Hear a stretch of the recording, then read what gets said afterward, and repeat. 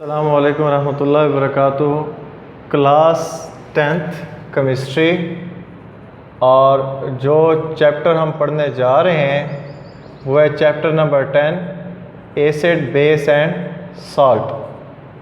तो 10th class chemistry chapter number 10 acid base and salt. आज जो लेक्चर है वो शॉर्ट क्वेश्चन के हवाले से है कि चंद शॉर्ट क्वेश्चन जो आपको सिलेबस प्रोवाइड किया जा रहा है उसी सिलेबस के अंदर चंद शॉर्ट क्वेश्चन हैं, उन्हीं क्वेश्चंस के आंसर इस लेक्चर में आज हम पढ़ेंगे। तो सबसे पहला जो शॉर्ट क्वेश्चन है, और जितने भी शॉर्ट क्वेश्चन हम पढ़ेंगे यहाँ पर वो पहले हम एक्सप्लेन कर चुके हैं। जस्ट अब शॉर्ट क्वेश्चन यहाँ पर लिखे गए हैं और उन्हीं के हमने आंसर डिस्क्राइब करने हैं। तो सबसे पहला जो शॉर्ट क्वेश्चन है वो है how conjugate acid and conjugate base formed, कि कॉन्जुगेट एसिड और कॉन्जुगेट बेस बनते कैसे हैं। अगर आपको याद हो ब्रांस्टेड लोरी का कंसेप्ट, तो ब्रांस्टेड लोरी नामी दो साइंसदानों ने एसिड और बेस की वजाहत करने के लिए कंसेप्ट पेश किया था, और उसी कंसेप्ट के अंदर उन्होंने ना सिर्फ एसिड और बेस की वजाहत की बल्कि उन्होंने कॉन्जुगेट एसिड और कॉन्जुगेट बेस की भी वजाहत की। आइए पढ़ते हैं कि ये कॉन्जुगेट एसिड और कॉन्जुगेट बेस बनते कैसे हैं। तो सबसे पहले एक मिसाल देख लेते हैं कि हमारे पास एक एसिड है HCl। HCl एक एसिड है, इसका रिएक्शन कराते हैं NH3 के साथ, अमोनिया के साथ, और जो अमोनिया है ये बेस है, और इन दोनों के दरमियान होने वाला जो रिएक्शन है वो रिवर्सिबल होता है, और इस नतीजे में दो चीज़ें बनती है, एक क्लोराइड आयन और साथ ही बनता है NH4 पॉजिटिव अमोनियम आयन। अब लॉरी ब्रांस्टेड के मुताबिक जो चीज़ प्रोटॉन दे वो एसिड और जो चीज़ प्रोटॉन ले वो बेस। अगर इस रिएक्शन में देखा जाए तो इस रिएक्शन में HCl प्रोटॉन दे रहा है और NH3 प्रोटॉन ले रहा है। अगर हम कंपैरिजन करते हैं HCl को Cl नेगेटिव के साथ, तो पहले Cl के साथ यानी कि क्लोरीन के साथ हाइड्रोजन था लेकिन अब नहीं है, मतलब HCl ने प्रोटॉन डोनेट किया है, हाइड्रोजन आयन डोनेट किया है, और जो चीज़ हाइड्रोजन आयन डोनेट करे वो एसिड। और जब भी कोई एसिड प्रोटॉन डोनेट करेगा तो उस नतीजे में जो चीज़ बनेगी वो कहलाएगी कॉन्जुगेट बेस। तो कॉन्जुगेट बेस की डेफिनेशन क्या होगी? The species which is formed by donating a proton by an acid, कि जब एक एसिड प्रोटॉन डोनेट करता है तो उस नतीजे में जो चीज़ बनती है वो कॉन्जुगेट बेस कहलाती है। और अगर NH3 को कंपेयर किया जाए NH4 के साथ, तो NH3 में पहले 3 हाइड्रोजन थे और NH4 में 4 हाइड्रोजन है, मतलब NH3 ने प्रोटॉन एक्सेप्ट किया है, और जो चीज़ प्रोटॉन एक्सेप्ट करे वो बेस कहलाता है। और जब भी कोई बेस प्रोटॉन लेगा उस नतीजे में जो चीज़ बनेगी वो कहलाएगी कॉन्जुगेट एसिड। तो conjugate acid is a species which is formed by accepting a proton by base. जब भी कोई बेस प्रोटॉन एक्सेप्ट करेगा उस नतीजे में जो स्पीशीज बनेगी वो कॉन्जुगेट एसिड कहलाएगी, और जब भी कोई एसिड प्रोटॉन डोनेट करेगा उस नतीजे में जो चीज़ बनेगी वो कहलाएगी कॉन्जुगेट बेस। फिर उसके बाद सेकंड क्वेश्चन है right the limitation of Arrhenius concept. Arrhenius नामी साइंसदान ने एसिड बेस की वजाहत करने के लिए कंसेप्ट पेश किया था जिसे नाम दिया गया आर्हेनियस कंसेप्ट। आर्हेनियस कंसेप्ट के मुताबिक जो चीज़ पानी के अंदर हाइड्रोजन आयन दे वो एसिड, और जो चीज़ पानी में हाइड्रोक्सिल आयन दे वो बेस। लेकिन ब्रांस्टेड लोरी नामी साइंसदान ने आर्हेनियस के कंसेप्ट के अंदर चंद नकाइस ढूंढे जिसकी बुनियाद पर आर्हेनियस के कंसेप्ट को रिजेक्ट किया गया। और वो नकाइस क्या थे? सबसे पहला जो नुक्स था, सबसे पहली जो लिमिटेशन थी वो ये थी कि आर्हेनियस का कंसेप्ट सिर्फ एप्लीकेबल होता था एक्वस मीडियम पर। मतलब आर्हेनियस ने कहा कि अगर एसिड बेस की वजाहत करनी है तो पानी का होना ज़रूरी है, लेकिन कुछ कंपाउंड ऐसे हैं जो एसिड और बेस की किरदार अदा करते हैं लेकिन उनकी वजाहत करने के लिए एक्वस मीडियम का होना ज़रूरी नहीं है। तो आर्हेनियस ने कहा एक्वस मीडियम का होना ज़रूरी है, लेकिन ब्रांस्टेड लोरी ने कहा कि आर्हेनियस एक्वस मीडियम का होना ज़रूरी नहीं है। फिर दूसरी जो लिमिटेशन थी, आर्हीनियस ने कहा सिर्फ वो चीज़ें एसिड कहलाएंगी जो हाइड्रोजन आयन डोनेट करेंगी और वो चीज़ बेस कहलाएगी जो हाइड्रॉक्सल आयन डोनेट करेगी। तो आर्हीनियस के मुताबिक जो चीज़ हाइड्रोजन आयन दे वो एसिड और जो चीज़ हाइड्रॉक्सल आयन दे वो बेस। लेकिन कुछ कंपाउंड ऐसे भी दरियाफ्त किए गए जो ना तो हाइड्रोजन आयन डोनेट करते थे ना ही हाइड्रॉक्सल आयन एक्सेप्ट करते थे, लेकिन फिर भी वो एसिड और बेस का किरदार अदा करते थे। जैसे कि CO2 हाइड्रोजन आयन डोनेट नहीं कर सकता लेकिन फिर भी ये एसिड का किरदार अदा करता है। और NH3 हाइड्रॉक्सल आयन डोनेट नहीं करता लेकिन फिर भी ये बेस का किरदार अदा करता है। तो आर्हीनियस का कंसेप्ट इस किस्म के कंपाउंड की वजाहत करने में नाकाम रहा, जिसकी वजह से उसे रिजेक्ट किया गया। तो ये दो नकाइस थे जिसकी बुनियाद पर आर्हीनियस का कंसेप्ट रिजेक्ट किया गया।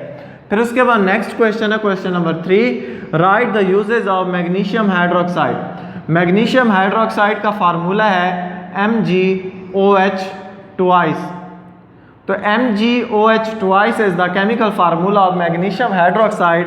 और मैग्नीशियम हाइड्रोक्साइड का जो सबसे पहला यूज़ है कि ये रिमूव करता है स्टमक एसिडिटी को। मतलब अगर मैदे में तेज़ाबियत हुई है तो मैदे की तेज़ाबियत को ख़त्म करने के लिए मैग्नीशियम हाइड्रोक्साइड वाली मेडिसिन यूज़ की जाती हैं। दूसरा जो इसका यूज़ है, use to cure bee sting.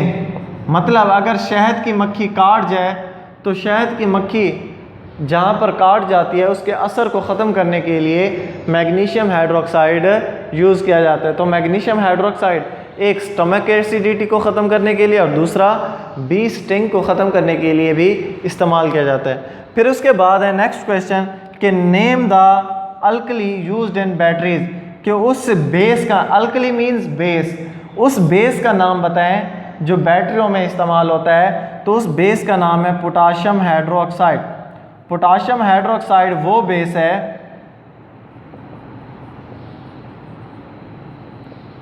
और पोटाशियम हाइड्रोक्साइड का फार्मूला है KOH।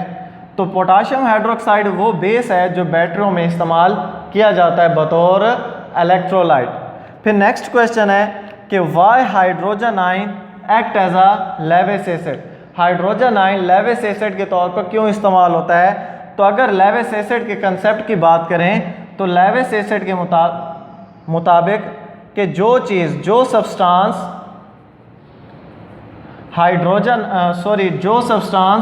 इलेक्ट्रॉन पेयर एक्सेप्ट करती है वो चीज़ लेविस एसिड कहलाती है।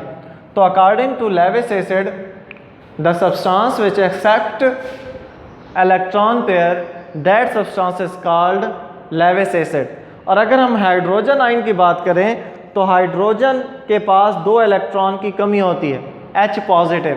तो हाइड्रोजन आयन को स्टेबल होना है और स्टेबल होने के लिए उसे 2 इलेक्ट्रॉन की ज़रूरत होती है। तो वो किसी से भी 2 इलेक्ट्रॉन हासिल करता है और जो चीज़ इलेक्ट्रॉन हासिल करती है वो लेविस एसिड कहलाती है। तो हाइड्रोजन आयन लेविस एसिड क्यों है? Because it has deficiency of 2 electron. To compensate this deficiency, it accept electron pair. That's why it act as a Lewis acid. फिर उसके बाद है क्वेश्चन नंबर 6 के uses of sulphuric acid. Sulphuric acid के इस्तेमालात लिखें। तो सल्फ्यूरिक एसिड जो वहाँ पर सबसे पहले इस्तेमाल होता है वो इस्तेमाल होता है एक्सप्लोजिव के तौर पर, यानी कि धमाका खेज अशिया बनाने के लिए। दूसरा जो इसका इस्तेमाल है वो है फर्टिलाइज़र, खाद बनाने के लिए, तो फर्टिलाइज़र के तौर पर इस्तेमाल होता है। तीसरा जो यूज़ है इसका कि डाइज़, यानी कि जो रंग हैं, पेंट्स हैं या ड्रग्स हैं, यहाँ तक कि ये बतौर इलेक्ट्रोलाइट भी इस्तेमाल होता है इन लेड स्टोरेज बैटरी। तो घरों में जो UPS की बैटरीज यूज़ करते हैं उन बैटरियों के अंदर ये बतौर इलेक्ट्रोलाइट इस्तेमाल होता है। तो सल्फ्यूरिक एसिड धमाका खेज अशिया बनाने के लिए, खादें बनाने के लिए, डाइज एंड पेंट्स रंग बनाने के लिए, ड्रग्स अद्वियात बनाने के लिए, यहाँ तक कि घरों में इस्तेमाल होने वाली बैटरीज में बतौर इलेक्ट्रोलाइट भी इस्तेमाल होता है सल्फ्यूरिक एसिड। नेक्स्ट है यूजेस ऑफ एस्टिक एसिड, कि एस्टिक एसिड के इस्तेमालात लिखी है क्वेश्चन नंबर 7। तो क्वेश्चन नंबर 7 है कि एस्टिक एसिड के इस्तेमालात लिखे। एस्टिक एसिड का जो केमिकल फार्मूला है वो है CH3COOH। तो CH3COOH is the chemical formula of acetic acid. और एस्टिक एसिड इस्तेमाल होता है फ्लेवरिंग फूड। फ्लेवरिंग फूड से मुराद जो हम खुराक खाते हैं, खुराक को जायका देने के लिए भी एस्टिक एसिड इस्तेमाल किया जाता है।